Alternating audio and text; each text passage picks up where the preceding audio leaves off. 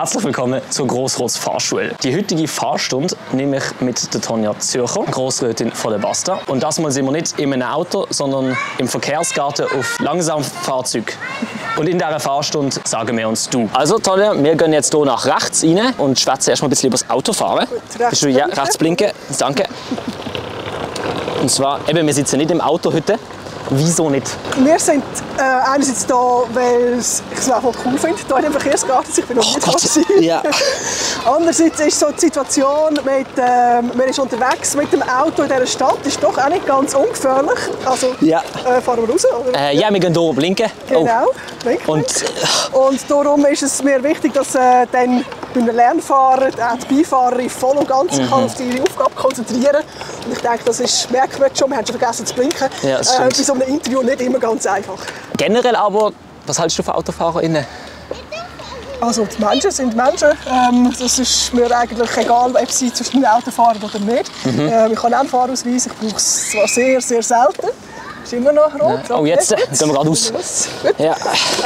Ich denke, es ist wichtig, dass man das Auto dort einsetzt, wo es nötig ist und nicht einfach, wenn man es halt gerade hat.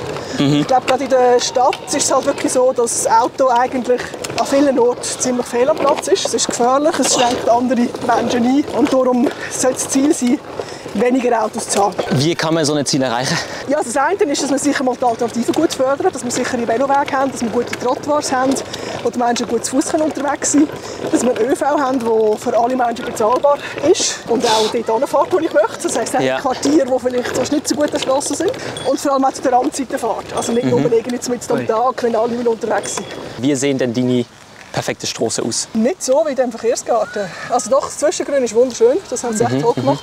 Es braucht sicher auf den Straßen, wo viel Verkehr ist, braucht es ein anständiges Tempo, das heisst Tempo 30, weil das auch das Tempo ist, wo man relativ gut miteinander vorbeikommt. Es braucht dann aber trotzdem separate Velospuren oder allenfalls bei gewissen befahrenen Straßen auch eine Busspur, dass zum Beispiel der Bus vorbeikommt am Stau, dass er nicht im Stau stecken bleibt. Ja, wir dann auf die Seite machen. Aber ganz generell denke ich, wenn wir unsere Straßen umdenken und wir schauen, dass die Menschen im Zentrum stehen von der Straße, also wie möchten wir eigentlich leben und nicht den Fokus auf möglichst schnell mit dem Auto fahren nach B zu kommen. Und Tempo 30 schränkt deiner Meinung nach nicht alles andere ein? Tempo 30 ist ja eigentlich, also sagen wir in der Stadt fängt es an den meisten Orten Standard und man merkt, man kommt sehr gut miteinander vorbei. Ich glaube, das Entscheidende an Tempo 30 oder einer Begegnung zum Tempo 20 ist, dass es ist Fehler reduzierend, also beziehungsweise Fehler verzeihend auch. Das heisst, wenn einmal ein Fehler passiert, bei weniger Tempo kann die andere Person eher reagieren. Wenn es zum Unfall kommt, ist es weniger schwer.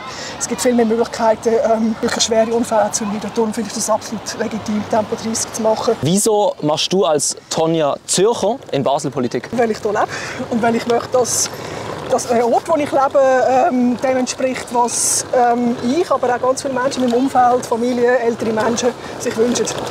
Und dein Name ist keine Einschränkung dafür? Offenbar nicht. Also ich habe es tatsächlich in grosser Angst mit dem Namen. Ein großes Verkehrsthema der heutigen Zeit in Basel ist der Rheintunnel. Du bist dagegen. Absolut. Wieso willst du nicht, dass unsere Straßen entlastet werden? Ich will, dass unsere Straßen entlastet werden. Und für das will ich nicht mehr Verkehr, weil der Rheintunnel bringt doppelt so viele Autobahnkapazitäten nach Basel, da der Verkehr ja selten auf der Autobahn bleibt. Also die Menschen wohnen nicht auf der Autobahn, die allermeisten Menschen arbeiten nicht auf der Autobahn. Kommt der Verkehr vorher oder nachher in Quartierstraßen. Das sagen sogar Autoprognosen auf dem Astra. Also es ist jetzt nicht einfach eine Behauptung von mir. Es gibt eine wunderbare Karte, wo man sieht, auf welchen Straßen es alles mehr Verkehr gibt wegen dem Rheintunnel. Die momentane Straße würde die ausreichen denn für den zukünftigen Verkehr deiner Meinung nach? Verkehr ist eigentlich etwas, das wir steuern können. Also jede Person entscheidet, ob sie ein Auto braucht oder ein Auto nicht braucht, ob sie ÖV, Velo und so weiter macht. Und das macht sie auf Basis von der Infrastruktur, die man anstellt. Also wenn es für mich am einfachsten ist, mit dem Auto, vielleicht auch am günstigsten, von A nach B zu fahren, dann mache ich das mit dem Auto. Wenn ich aber einen super ÖV habe, dann nehme ich den ÖV. Das gleiche auch mit dem Velo. Darum ist die Annahme, dass einfach der Autoverkehr zunimmt, obwohl man nichts an der Straße aufbaut, ist es so falsch. Also das sagt die Wissenschaft und eigentlich die Erfahrung sagt das. Und im Gegenteil, also wenn man die Autobahnen oder die Autostraße generell ausbaut, führt es zu mehr Verkehr. Das heisst, du würdest jetzt die Bevölkerung umerziehen auf ÖV und Langsamverkehr? Es klingt immer so nach Umerziehen. Also wenn ich Autostraßen anstelle und dann dafür sorge, dass Menschen Auto fahren, dann ist das ganz normal. Und wenn ich ihnen Velospuren antue und hoffe, dass sie Velo fahren, dann ist es Umerziehen. Also das ist irgendwie schon eine spezielle Optik. Aber nein, ich möchte die Infrastruktur zur Verfügung stellen, ich möchte die Angebote zur Verfügung stellen, die eben dafür sorgen, dass Menschen frei auswählen können. Und da könnten wir das Geld, das für den Rheintunnel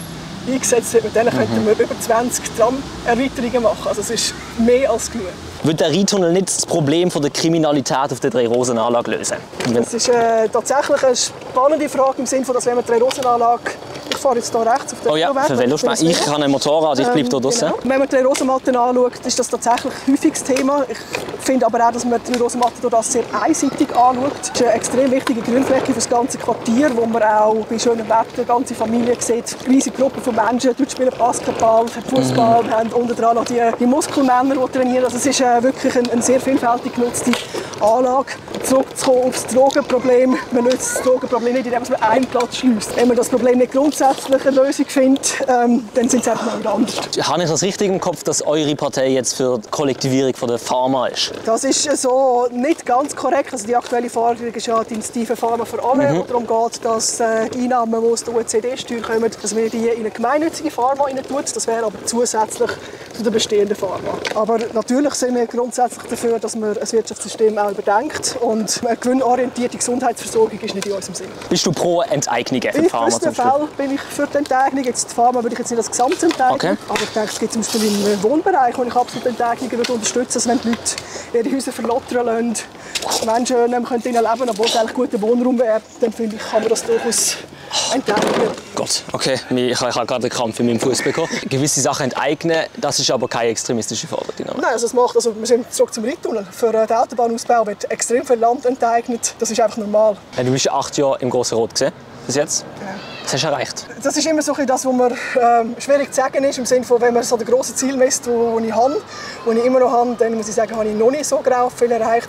Aber ich habe auch konkret erreicht, dass zum Beispiel dass Bürgschaften für Genossenschaften auch geleistet werden können, wenn sie Liegenschaften kaufen. Das erleichtert es total, den bezahlbaren Wohnraum zu erhalten. Zum Beispiel, das ist ein wichtiges Ziel, das ich erreicht habe. Oder es gibt auch im Bereich vom öffentlichen Verkehr, was Ausbauten geht, wo ich mich stark dafür eingesetzt habe. Oder jetzt auch der Gegenvorschlag zur Baselbau Zukunft, dass wir dort eine Einigung gefunden haben.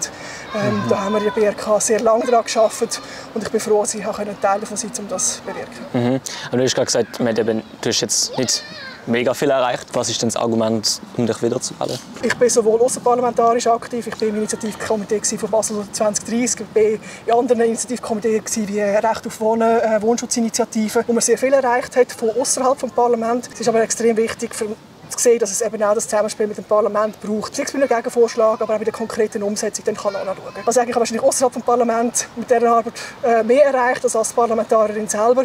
Aber ich glaube, vieles von dem, was ich durch das erreicht habe, wäre nicht möglich gewesen, wenn nicht ich oder andere Menschen, die das ins Parlament getragen hätten, da gewesen wären. Der nächste Teil heisst rotes Licht. Ich gebe dir Entweder-oder-Fragen. Du darfst eine davon, bei denen darfst du ein Rotlicht geben und die musst du nicht beantworten. Die andere musst du aber beantworten. Das ist das Game. Ich würde sagen, Wettrennen, ja.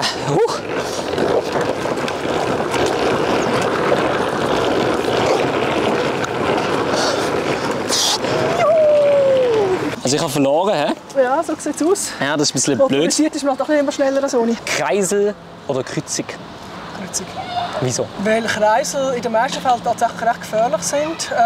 Es ist schwierig, das wirklich super zu machen. Man kann eigentlich nur als Velofahrerin sicher durch Kreisel durchkommen, wenn man mit in der Mitte fährt. Das getraut sich aber ganz viel nicht. Darum bin ich im Zweifelsfall immer für eine Kreuzung. Ihr kandidiert ja mit, also die Basta kandidiert mit Oliver Bolliger für die Regierung.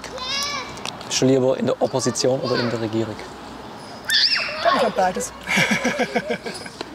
Das heisst, du musst eins wählen, sonst oder rotes Licht sagen? Opposition. Okay. Spannend. Das heisst, du willst nicht, dass er gewählt wird? Auf jeden Fall wollte ich, dass er gewählt wird, aber nein. Du hast gesagt, ich muss mich entscheiden. So ist es. Aber in der Realität kann man beides. Tesla oder Roche? Roche. Fasnacht oder 1. Mai? Das ist wieder einfach 1. Mai. Polizei oder Militär? Polizei. Oh, wieso?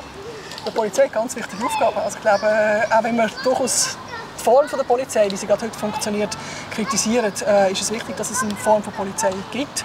Wir haben Regeln, wir haben sogar Verkehrsregeln gehabt. Es wäre auch nicht sinnvoll, wenn es da plötzlich alle wieder mit 100 durch Tempo 20 die Straße durchfräsen. Oder ich glaube auch andere Sachen, ich glaube auch zum Beispiel Ruhestörungen und so weiter, finde ich es wichtig, dass eine Polizei rum ist, die auch vielleicht vermittelnd agieren kann. Ich glaube, es ist nicht eine Frage, ob es Polizei soll geben oder nicht, sondern wie sie soll funktionieren. Dann Erdöl oder AKWs? Ich da muss ich jetzt mal ein rotes Licht machen, das geht beides nicht. Und an dieser Stelle sind wir dann auch durch. Danke dir vielmals für die Zeit und fürs Verkehrsregeln so halb mit mir üben. Wenn wir auf dem Weg hierhin sind, ist es noch spannend, dass es überhaupt eine Verkehrskarte gibt. Das zeigt ja eigentlich, dass man im heutigen Strassenraum als Verkehrsteilnehmer gar nicht üben kann, dass es echt gefährlich ist, als Kind im Strassenraum Verkehrsregeln zu üben. Mein Ziel müsste eigentlich sein, dass es keine so Verkehrskarten mehr gibt, aber wenn, dann lieber für die Autos als für alle anderen. Gut, das nehmen wir so als Schlusswort. Danke vielmals fürs Zuschauen. Weitere Folgen findet ihr auf dem Kanal von Bajur und folgt natürlich für mehr.